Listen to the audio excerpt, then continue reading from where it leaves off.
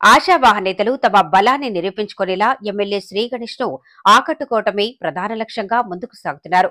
రాష్ట్ర ప్రభుత్వం నుండి కంటోన్మెంట్ బోర్డుకు 303 కోట్ల రూపాయలు అభివృద్ధికి కేటాయించడంతో కంటోన్మెంట్ వ్యాప్తంగా శనివారం పాలాభిషేకాలు నిర్వహించి ఇది తమ ఎమ్మెల్యే విజయమంటూ చాటి చెప్పారు.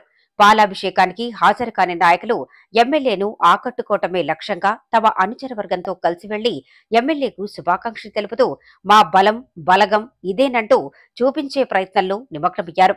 2వ వార్డుకు చెందిన శ్రీ వెంకటేశ్వర పెరుమాళ దేవస్థానం ధర్మకర్త నరేష్ తన అనుచర వర్గంతో కలిసి ఆదివారం కంటోన్మెంట్ ఎమ్మెల్యే శ్రీ గణేష్ ను కలిశారు. పుష్పగుచ్చాలు అందజేసి శాల్వాతో సత్కరించి ఎమ్మెల్యే శ్రీ గణేష్ కు శుభాకాంక్షలు తెలిపారు.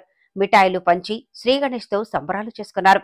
అంతటితో ఆగకుండా 2వ వార్డు నాయకులంతా శ్రీ గణేష్ ను భుజాలపై ఎత్తుకుని కేరింతలు కొడుతూ శుభాకాంక్షలు తెలుపుతూ ఆయనపై ఉన్న అభిమానాన్ని చాటుకున్నారు.